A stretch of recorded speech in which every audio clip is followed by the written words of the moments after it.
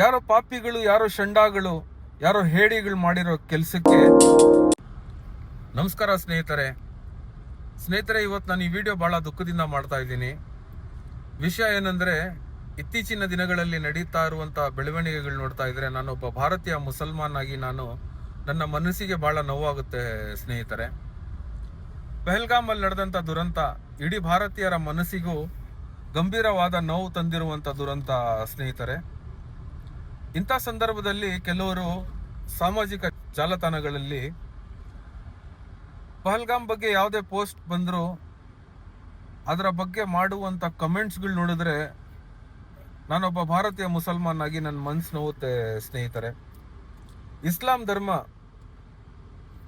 ಧರ್ಮ ಏನು ಹೇಳುತ್ತೆ ಅಂದರೆ, ಅಲ್ಲಾಹ್ ಸ್ವತಃ ಕುರಾನಲ್ಲಿ ಏನು ಬರೆದಿದ್ದಾರೆ ಅಂದರೆ, ನಾವು ಯಾವಾಗ ಅಲ್ಲಾಹನ ಪ್ರಾರ್ಥಿಸ್ತೀವಿ, ನಮಾಜ್ ಮಾಡುವಾಗ ನಮ್ಮ ಹಣೆಯನ್ನು ಮತ್ತು ಮೂಗನ್ನು ನಾವು ನೆಲಕ್ಕೆ ಟಚ್ ಮಾಡಬೇಕು ಸ್ನೇಹಿತರೆ. ಇಂಥ ಸಂದರ್ಭದಲ್ಲಿ ನಮ್ಮ ಹಣೆ ಮತ್ತು ನೆಲದ ಮಧ್ಯೆ ಒಂದು ಸಣ್ಣ ಇರುವೆ ಬಂದರೂ ಸಹ ನಾವು ಅದನ್ನು ಸಾಯಿಸಂಗಿಲ್ಲ ಸ್ನೇಹಿತರೆ. ಅಕಸ್ಮಾತ್ ನಾವು ಸಾಯಿಸಿ ನಮಾಜ್ ನಾವು ಮಾಡಿದ್ರೆ ಆ ನಮಾಜ್ ದೇವರು ಒಪ್ಪಲ್ಲ ಸ್ನೇಹಿತರೆ. ಯಾಕಂದ್ರೆ ನಾವು ಅನಾವಶ್ಯಕವಾಗಿ ನಾವು ಒಂದು ಇರುವೆನ ನಾವು ಒಂದು ಇರುವೆನ ಕೊಂದಿದ್ದೀವಿ ಸ್ನೇಹಿತರೆ.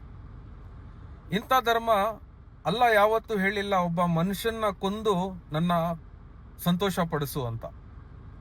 ಯಾರೋ ಪಾಪಿಗಳು, ಯಾರೋ ಶಂಡಾಗಳು, ಯಾರೋ ಹೇಡಿಗಳು ಮಾಡಿರೋ ಕೆಲಸಕ್ಕೆ ಇವತ್ತು ಕೆಲವರು ಇಡೀ ಮುಸ್ಲಿಂ ಸಮುದಾಯವನ್ನು ದ್ವೇಷಿಸ್ತಾವ್ರೆ. ಕೆಲವರು ಅರ್ಥ ಮಾಡ್ಕೊಳ್ತಾವ್ರೆ. ಯಾಕಂದ್ರೆ ಚಿಕ್ಕ ವಯಸ್ಸಿಂದ ಬೆಳೆದಿರ್ತಾರೆ, ಒಂದೇ ಜೊತೆಯಲ್ಲಿ ಬಹಳ ಹಬ್ಬಗಳನ್ನ ಆಚರಣೆಗಳು ಮಾಡ್ತಾ ಇರ್ತಾರೆ. ನಂತರ ನನ್ನ ಅಣ್ಣ ತಮ್ಮಂದಿರ್ತಾರ ನನ್ನ ಜೊತೆಯಲ್ಲಿ ಇರ್ತಾರೆ. ಎಷ್ಟೋ ಹಿಂದೂ ಬಂಧುಗಳು, ಕ್ರಿಶ್ಚಿಯನ್ರು ಎಲ್ಲರೂ. ಹಂಗಾಗಿ ಸ್ನೇಹಿತರೆ, ನಾನು ಕೆಲವೊಂದು ಮಾತು ಹೇಳಿ ನಾನು ಈ ವಿಡಿಯೋನ ಮುಗಿಸ್ತೀನಿ.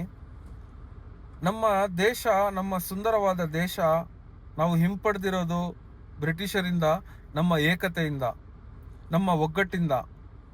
ನಮ್ಮ ದೇಶ ಎಷ್ಟೋ ಹಿಂದೂಗಳು, ಎಷ್ಟೋ ಮುಸ್ಲಿಮರು, ಕ್ರಿಶ್ಚಿಯನ್ನರು, ಸಿಖ್ಖರು, ಬೌದ್ಧರು ಎಲ್ಲರೂ ಸೇರಿ ಸ್ವಾತಂತ್ರ್ಯ ಪಡೆದಿರುವಂಥ ದೇಶ ಸ್ನೇಹಿತರೆ.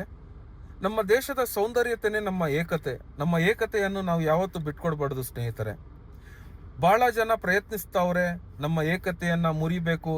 ಇದರ ಲಾಭ ಯಾರಿಗೂ ಹೋಗುತ್ತೋ ಅದು ನಾನು ಸಾಮಾಜಿಕ ಜಾಲತಾಣಗಳಲ್ಲಿ ಹೇಳಕ್ಕಾಗಲ್ಲ. ಅದರ ಲಾಭ ಯಾರಿಗೂ ಹೋಗುತ್ತೋ ಅದು ದೇವ್ರಿಗೆ ಗೊತ್ತು. ಅದರಲ್ಲಿ ನಾವು ನಮ್ಮ ಒಗ್ಗಟ್ಟನ್ನು ಯಾವತ್ತೂ ಬಿಟ್ಕೊಡ್ಬಾರ್ದು ಸ್ನೇಹಿತರೆ. ನಮ್ಮ ಒಗ್ಗಟ್ಟೆ ನಮ್ಮ ದೇಶದ ಶಕ್ತಿ ಸ್ನೇಹಿತರೆ. ನಮ್ಮ ದೇಶ ಇವತ್ತು ಇಡೀ ಜಗತ್ತಿನಲ್ಲಿ ಶಕ್ತಿಶಾಲಿ ದೇಶ ಅನ್ಕೊಂಡಿದೆ ಸ್ನೇಹಿತರೆ. ನಾವು ಇನ್ನೂ ಶಕ್ತಿಶಾಲಿ ಆಗಬೇಕು. ಇಡೀ ಜಗತ್ತಿನಲ್ಲೇ ನಮ್ಮ ದೇಶ ಒಂದು ಶಕ್ತಿಶಾಲಿ ಅಂತ ಮಾದರಿ ಆಗಬೇಕಂದ್ರೆ ನಮ್ಮ ಏಕತೆನೇ ಅದಕ್ಕೆ ಕಾರಣ ಸ್ನೇಹಿತರೆ.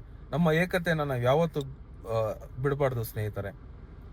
ಈ ಮಾತು ಹೇಳಿ ನಾನು ಮುಗಿಸ್ತೀನಿ. ಜೈ ಹಿಂದ್, ಜೈ ಕರ್ನಾಟಕ.